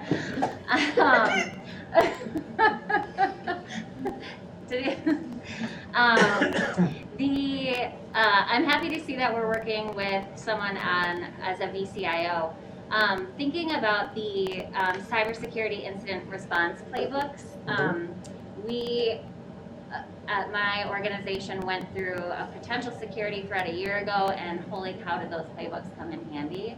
And doing the exercises, the clinics were like, maybe not wanting to do the exercises, but it is remarkably important, and from a legal standpoint and a liability standpoint, we have to have all of that in writing. So I'm really glad to see that on there. So along those lines of the incident response plans, I reached out to MDH to try to get this information because I know how busy you are and I don't want to bug you. But are school districts required to do security risk analyses? No, not at this time. That is wild to me because it's really not a matter of if, it's when. So I think that, well, I mean, like some of our services are down right now because of the Java corruption that happened, the bad behavior over the weekend. So I think that it would behoove the district to put some resources into doing comprehensive security risk analysis. And that being and including opportunities for improvement on there, which would likely include more staffing. But I think the process is really, it's a lot of work, but I think it's absolutely worth it, especially in the event that we are targeted, because healthcare systems and school districts are like two of the hot commodities. And we just sell our data. So, board members into 2022, I would highly recommend putting resources into doing a security risk analysis at the district level. I cannot believe that it's not mandated with all of the student data that we have. I know we did a rapid one, and we've done ones in the past. Sure. Every 3 years. We have a Google one that we do every other year, but yeah, there's nothing mandated by MDE. The plan is, to use the rapid or something similar to that. Yep. That we would be doing that, so then we can actually include that with our cyber insurance renewal. Right. So they just have that certificate, Okay. and if you do that. All right. Great. And then I had a question about the augmented services. You have it included here that you're doing bidding with Citon. Is that going out to more than just Citon? I haven't reached out to anyone, Okay. because in the past when I have, Citon's always been the lowest, Okay. and they've done some work with the setup of our Chromebooks, so we had to deploy thousands of Chromebooks That's for great. their staff. So I Okay. reached out to them once again, and looking at their prices, their hourly prices, I feel they're very reasonable. You must be getting different prices than I do. But I love that they're a good local company. I think that that's great. Okay. Wonderful. And then could you resend me I think Jackie's probably sent it to me 1,700 times. Our cyber liability insurance policies, please. Or I can likely find it in my email. We got it. I'm embarrassed to keep asking for it. Oh, no. That's what we're here. I do think that, I mean, the district really does need to put some time and resources and energy into this. Bart is one person and one incredibly important person. But I will say, having gone through a security breach or a potential security breach, Bart will not be able to respond on his own.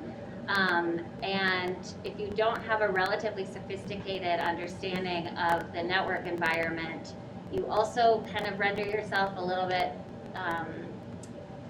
challenged in helping with our response plan. And so I think that it would really, really be smart of the district to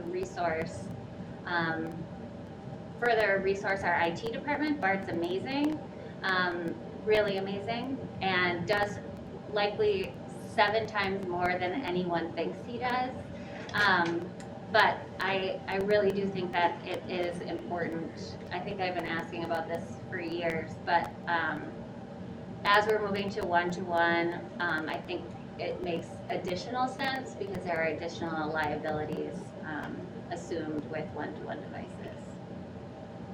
If I could just add, as part of the future strategic planning and processes about sustainability, and as we all know, prior to ESSER, we had the interim technology plan, which was basically not a plan Right. because we didn't have funding and resources, and so that is going to be a key critical discussion as we phase ourselves out of ESSER and what our life looks like beyond ESSER, and how do we now implement and augment all of those component pieces into our former general operating budget, and how can we do all those things? And I think this is key, this is critical. And so I really appreciate that you care this much about it, because it is something that we have to continue thinking about. And again, pre-COVID and pre-ESSER, we've been challenged as a district to figure out where our priorities are. We always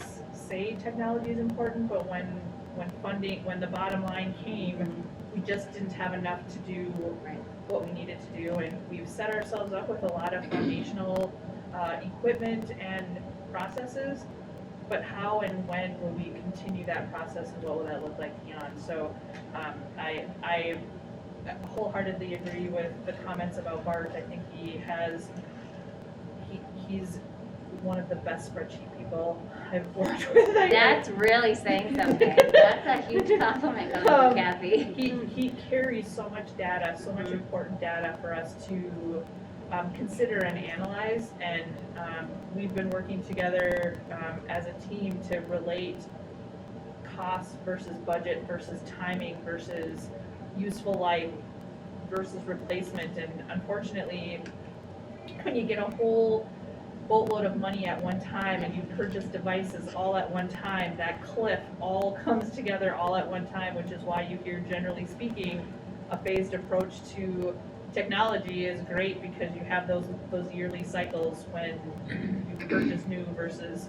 So we've already had that discussion multiple times about we have to start pre-saving, because we're already in year 2 of a lot of these devices, and they say a 6 to 7 year life, but we know with Chromebooks and students and activity, we're gonna have several that make it 4 years or 3 years. And so I appreciate that so much, but that's gonna be a key factor in a lot of our decisions moving forward, is where does technology, this new investment we've made, where does it fit in our structure, in our priority system going forward? And not just for students and teachers, but it has been integrated in every single department in the district now. And to Bart's point on the tickets, when you have 4,000 more devices than we had before, your help tickets are going up. So when you have much less, it's just the capacity issue again. And so thank you again for your support. It is the world's longest time between when you pick up the phone and when the help desk person answers the line. And 9 times out of 10, as soon as you get that person on the phone, everything starts working again. But I think this could also be an interesting area to have some sort of outside committee. I will tell you, going through all the policies and procedures and doing all that work is required through the Office of Civil Rights and other entities. And if you don't have those to fall back on, that could put us in a compromised position financially, even for insurance claims. And it is the least sexy work that you could ever do. And there's no way that we can put all of that additionally on Bart. And so there's a lot of smart computer people, like the founders of Citon, who might be interested in supporting the school district in some sort of security ad hoc committee. I will tell you, having gone through it, it's the worst experience of my professional life. I learned a ton, but I do not want you to have to go through that part. So. We appreciate that. Have I said that enough yet? This is why they waited until my last meeting to put technology on the agenda. All right, moving down to the consent agenda. I'll move through this relatively quickly. HR staffing report, anything? Okay, approval of hourly and substitute rate sheet. Did you have anything, Teresa, that you wanted to add? There is one error on this sheet down where the paraprofessionals are. And it's just a minimal, but it was a spreadsheet glitch. At the very bottom of that para section, there is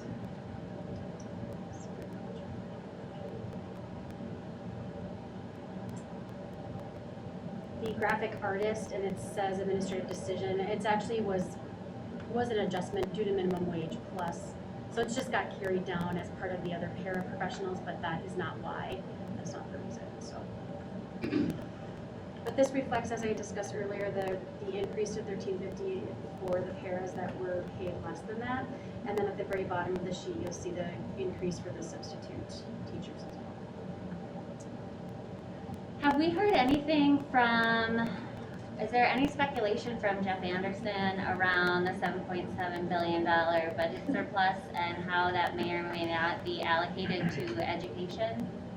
We have. There is a lot of talk at the legislative level. It is a very big number, but I think that you're going to find a lot of jockeying for Tons. the House and Senate who have very different ideas about funding.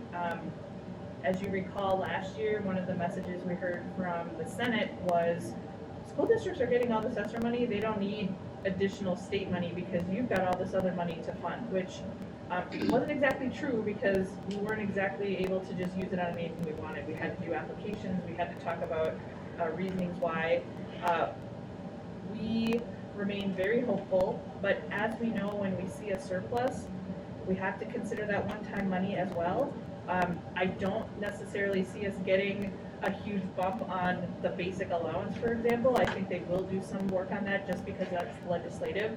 But just like when we get one-time money, it's very difficult to put it on something that's ongoing, like people or wages or other things, because when the money goes away, we won't be able to sustain it or support it. So we understand from Jeff that, you know, the Senate, for example, likes pilot programs or competitive grant programs or things like that, where we might see an ability to attract some significant dollars for specific things.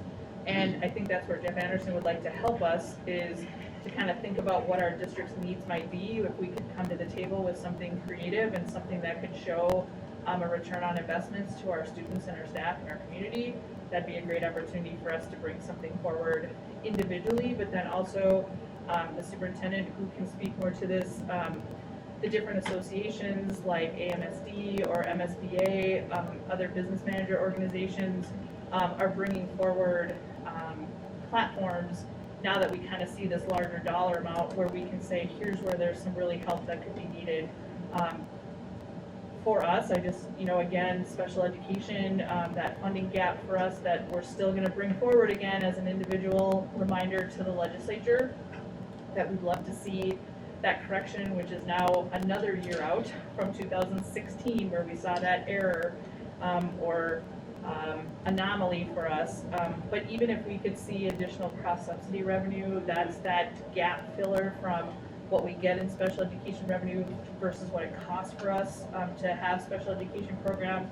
If we could see, even if that's one-time money, that's a great thing for the district. That would be a great help, but I'll defer to Superintendent Megas, who has heard also from his associations, but I think this will be a very interesting legislative session, who will be bringing things to the table as a state, because there's many needs in the state besides education, including transportation, health and human services, older adults, all those other places, and how can we leverage and send our message to the legislature from an educational standpoint. So I'll defer to Superintendent Meeks. Sure.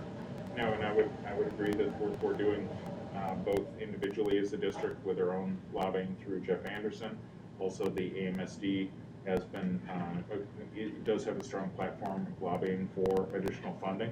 And I think that basically the work around that is just beginning to form, but we've offered to give our input on the areas that we believe would have the greatest long-term impact.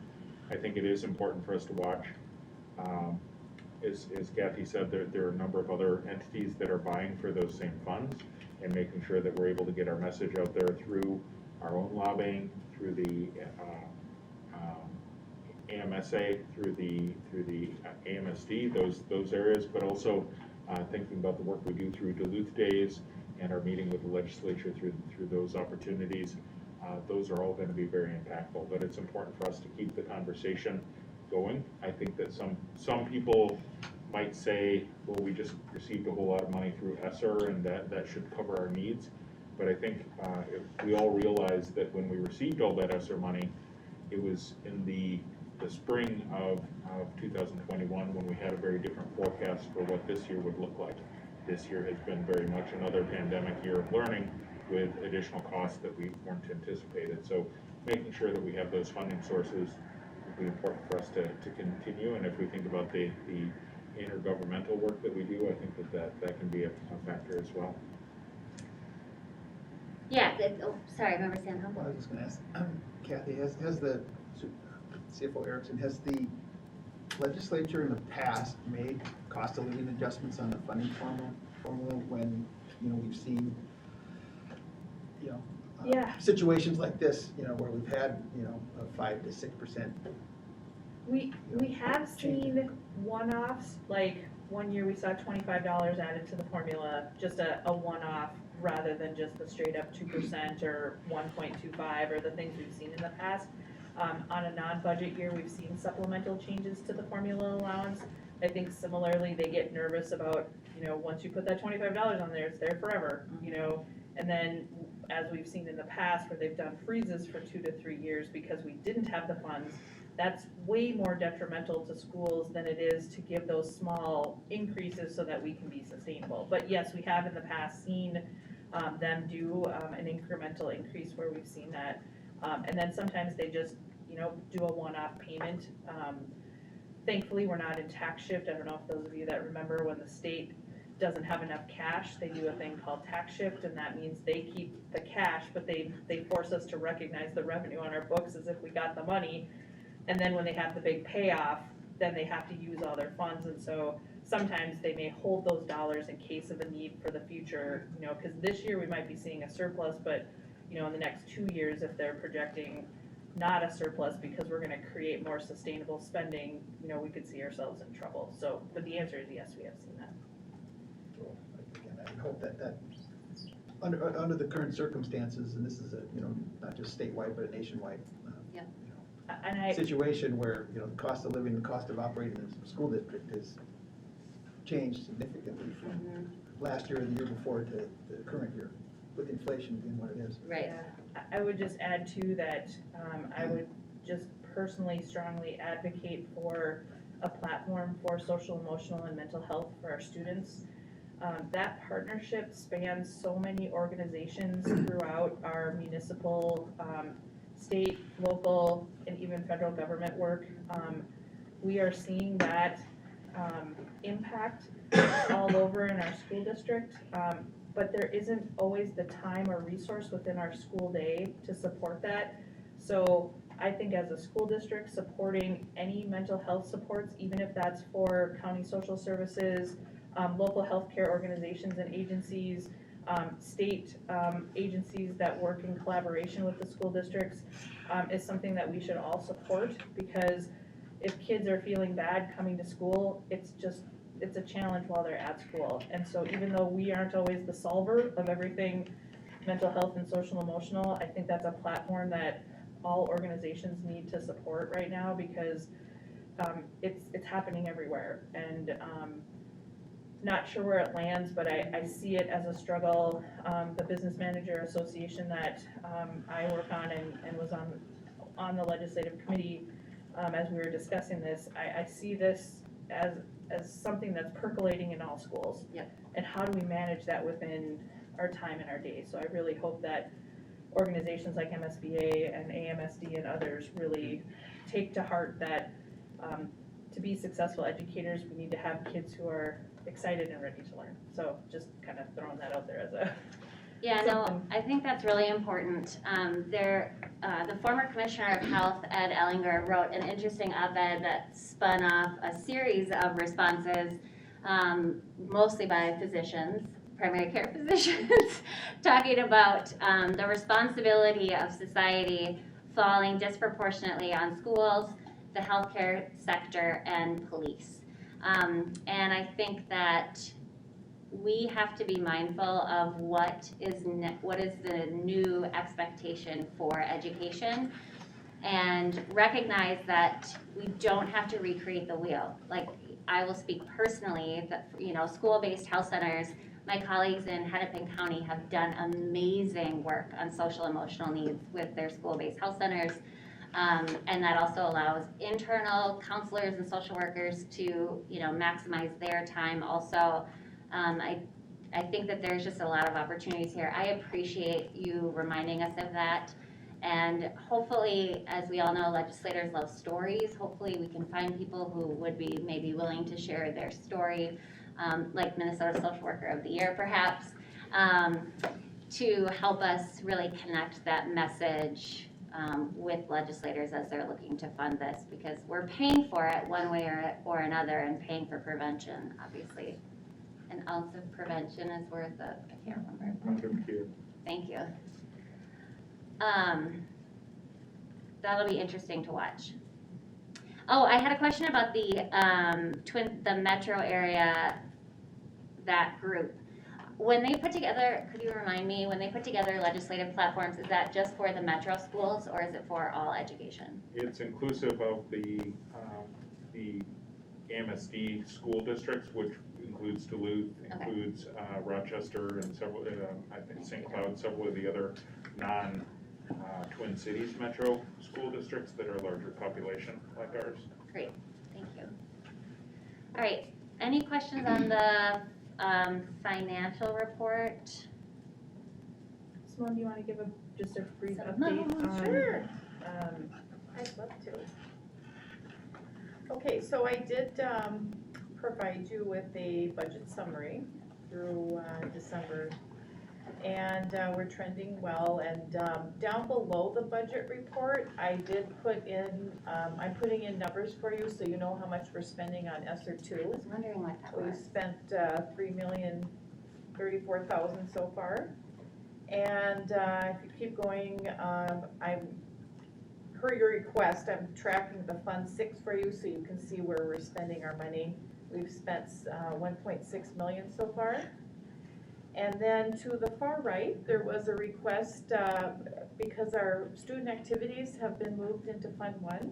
I put that in there for you, so the revenue for student activity in Fund 1 is 553,000, expenses are 536,000. And then, of course, 79 is separated out above. And then, just to get everyone caught up, I did attach the budget changes report. And that's when we build codes, that's when we put budget line items in the budget, and that is required for you to see. Mhm. And we'll start doing that again every month. So it looks like it was 11 pages, but it's from July 1 through now. It was a lot. Yeah, and we've had to build quite a few codes. The Department of Ed keeps changing, they call them permitted code combinations, and then you can't use some, and then you have to go in and rebuild them again, so, Oh my gosh. yeah, but anyway, that's what that is. This is awesome. Thank you thank you for, I'm not sure how to say this in a way that's polite to us. Thank you for working on this as we have requested. I think the only thing that I did have to go back and dig through my notes to remind myself what Fund 6 was. That's our construction, our building construction. Yes, but I think we had talked about if we can just have like a little key that Sure. says what funds are assigned to what. Okay. I think that would be great. Well, we do have a starting balance. Right. And so, I just did another draw today, in fact. So every time I go in monthly and see how much we've spent, and we do have, a starting balance that we can work on. It's budgeted in serves. So ESSER is a reimbursable, so we don't get any of the cash, we have to Until we spend it spend first it. and then ask for reimbursement, so Okay. we have no fund balance Okay. for ESSER. Our allocation that we're still working on is ESSER 2 and ESSER 3, which that full amount that you saw at our last board meeting was approximately $29 million. We've budgeted approximately 13 for this school year, and that's what we're working on right now is the review of those items to see what we've added since the beginning of the year, the things that maybe didn't come to fruition of the things we had originally planned in June that we may rethink and bring priorities. And then we'll be presenting that to you in January. And then you can see the full-fledged, since the beginning of ESSER time, where we had, the original ESSER one, which we mostly spent in fiscal year, end of fiscal year 20, beginning of 21. Then we got kind of the unexpected CRF money that came July 1 and had to be spent by December 31st. Unofficially not ESSER, but through the county, we received that additional $725,000 grant money, so that was also in fiscal year 21. So that whole holistic report is on, can't remember which HR finance, but we went through that whole gamut of where we are, but we'll provide an update next month where we are with the ESSER 2 and ESSER 3. And just a reminder too, and we talked about this just today, part of ESSER 3 requires a set aside 20% of that allocation for extended day and extended school year. Those dollars have to be spent by September 2024, so there'll be some planning work done around those funds that have to be set aside. So of that 29, 4 million of that has to be set aside for that, and we had to do a separate funding application with the state. And ESSER 1 and ESSER 2, those were pretty straightforward applications, pretty straightforward budgeting. We got into ESSER 3 and the federal government and the state said, oh, we need a lot more detail and a lot more information. So we have continued to work with the Department of Education, with our teams, some folks from TLE who had been super helpful to make sure that we were providing that information so that we could get those approved. And I think we're in signature phase. I just checked again, we're in signature pending, but they're reviewing it again before I ask for the signature, so Refresh. refresh. And I will say that we spoke with folks from the Department of Education who helped us with our application. They've been That's right. amazing, and they are so overwhelmed. You get the auto response when you send an email saying, we're gonna get back to you as soon as we can, but we're really overwhelmed right now. But we happened to just dial a number. We were sitting at a table and I just said, okay, I've got his number, let me call. And he answered. And we were like, oh my God, okay, so we got you. So can we ask you all our questions? He was like, yep, he walked us through the whole thing. We were able to resubmit that afternoon, and so we were very lucky. That's great. So the ESSER epoch extends into 2024. Some of it, so ESSER 3 does, ESSER 2 is September 2023. Yep. And those include the extension, so if you read language about ESSER programming, it's gonna say September 2022 and September 2023, but there's an auto extension of 1 year, that's why you get out to the 23 and 24. So depending on who's giving the presentation from the federal government or the MDE, they may use two separate things, but the state of Minnesota is telling us there's an auto extension for that extra year. It's actually really nice. And our focus has been on using these ESSER dollars that expire or need to be used up by the end of 2021-22 school year, or is it Can you not say that one more identified time? by school year? Drawing down from Oh. from earlier due dates. Right, so we are using them in the order of expiration. So we can though, because of ESSER 3's set-aside application, we do not have to spend down 2 before we start using 3. So for example, this summer, if we were gonna do extended summer programming, even if we hadn't expended all of ESSER 2, we can start spending ESSER 3 because of that set-aside. So they can be done in tandem with each other. Is that something we're looking at, Anthony, extended summer programming? I mean, we did some last year, correct? We attempted to do some last year, and we'll be developing a plan for the summer and the following summer using those dollars. So the plan is to move forward. The challenge, again, is we have the resources, we have the plans. The issue is staff. Yeah.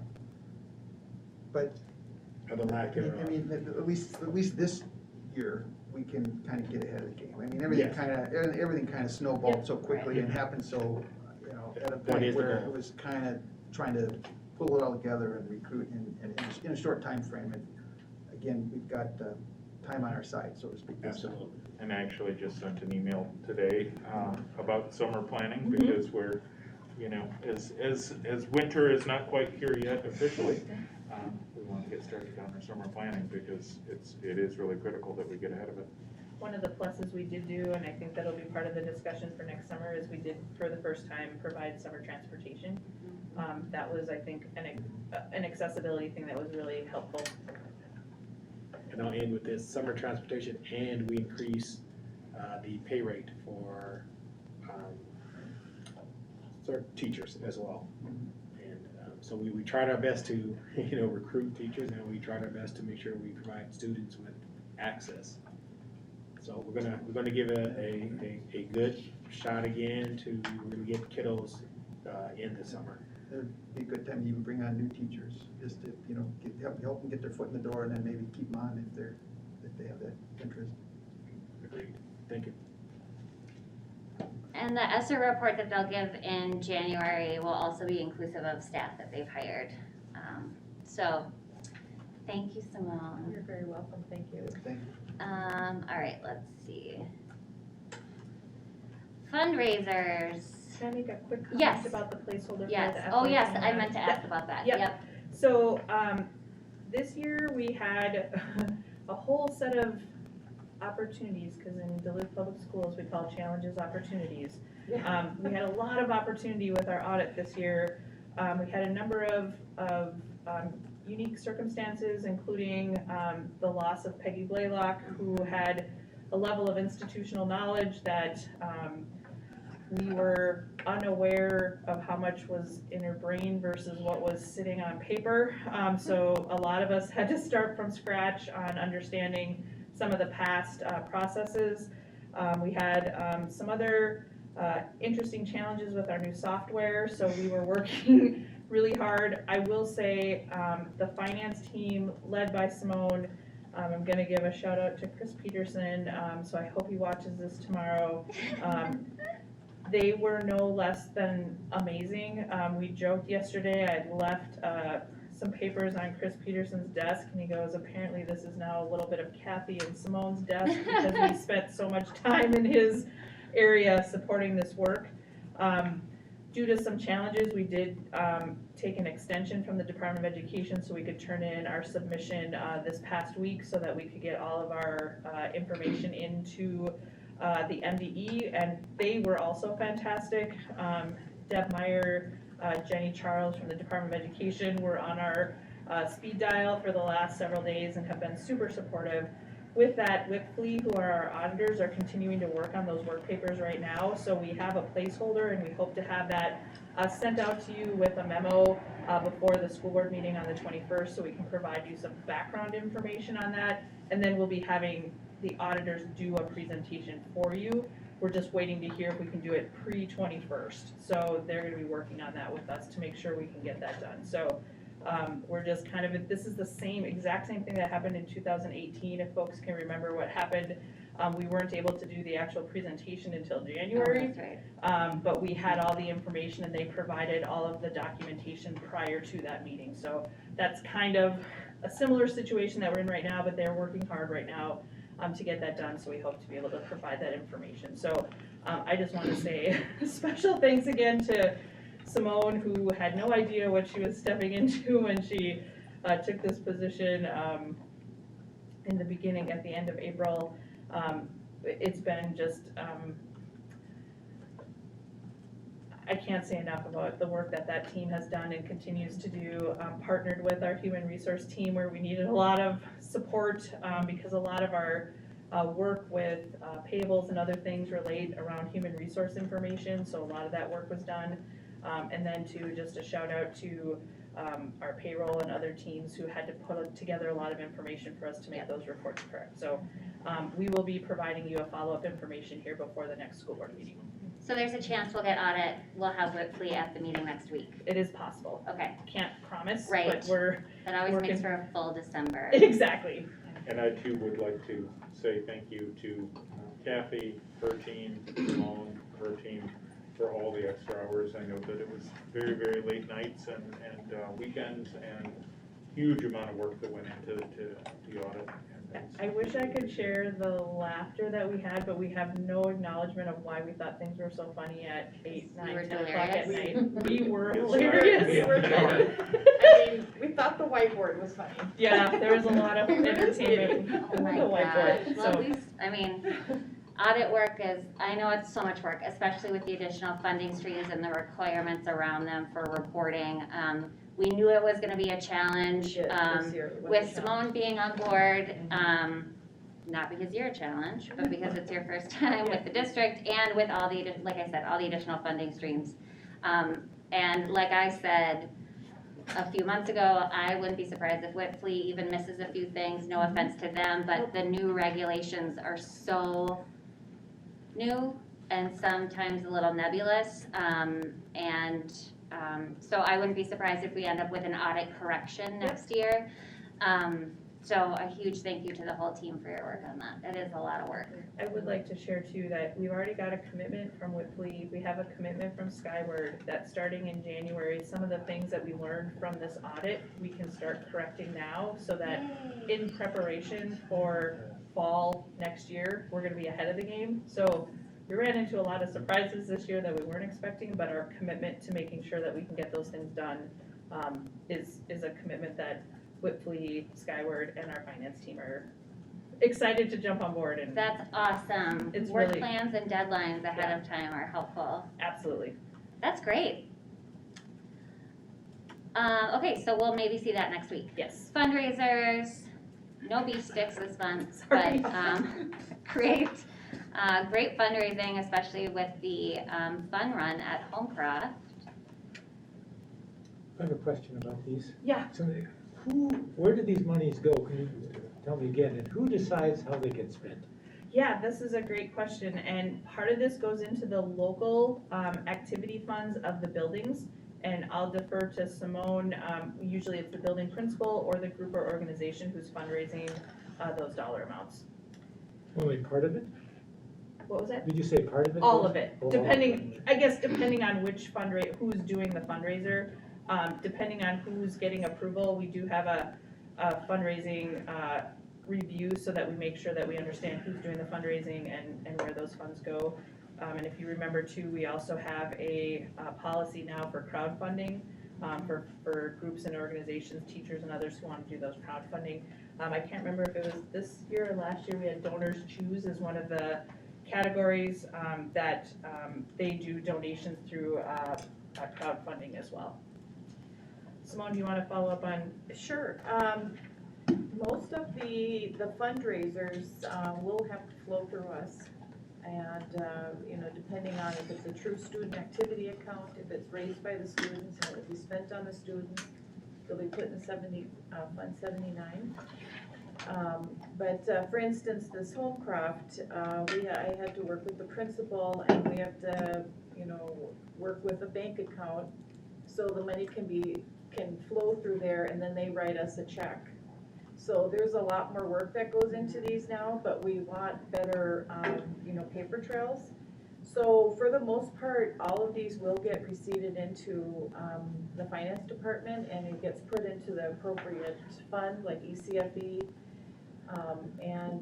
So we can track it, and they have codes now that they can use in Fund 1 and 79, specifically for whatever the project was.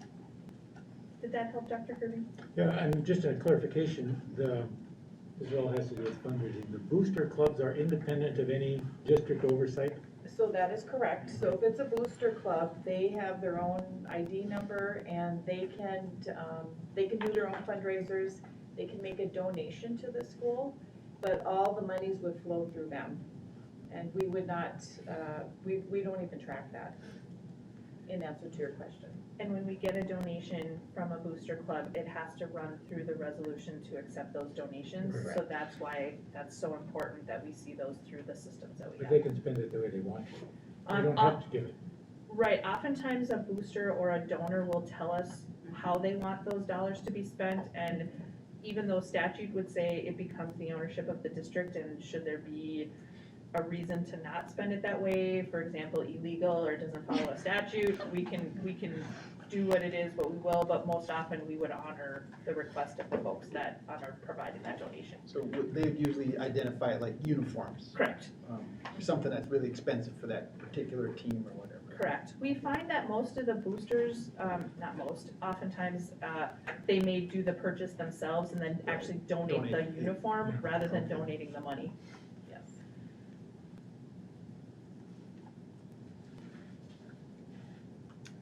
Okay, great. Thank you, and thanks, Simone. I know that you've done a lot of work on getting all of that cleaned up and getting that communicated to the schools and to the groups, to the fundraisers themselves, so thank you very much for that. Next week, we will receive the certified tax levy for 2021, payable 2022. Ladies and gentlemen, Kathy Erickson will be so hyper. She'll be creating her own electricity. The Super Bowl of school finance is next week. I'll wear a jersey. I do want to share that we did contact the Department of Education. There was an error on our long-term facilities maintenance levy. There were no adjustments on the levy, and as we were reviewing it to bring it forward to put the dollar amount, and of course Jackie very kindly put X's with a big yellow mark on it because she's like, where's the number? Right. And we contacted the department, they took a look and they went, oh my gosh, these things didn't hit the levy the way they were supposed to. So they're rerunning the levy for us, so we'll be seeing that number tomorrow. So hopefully we'll be able to provide that via email so everyone will see what that levy certification looks like. So it was just kind of a general review and we just kind of looked through the, there's multiple pages of adjustments and we just happened to look at, and like, there's no way we spent exactly what we had. Right. It's just, it doesn't work that way.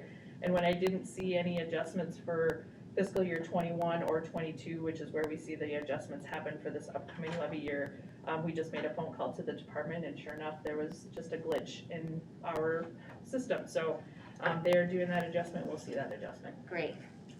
And that'll be available in board book too prior Correct. to, so people who appreciate Super Bowls can, if you haven't seen Kathy Erickson present a certified tax levy, you ain't seen nothing. I see the line graph right out of our graph. All right, miscellaneous informational items. We talked about properties updates, anything focused on expenditure, no cost or revenue contracts. Some of these looks a little light this month.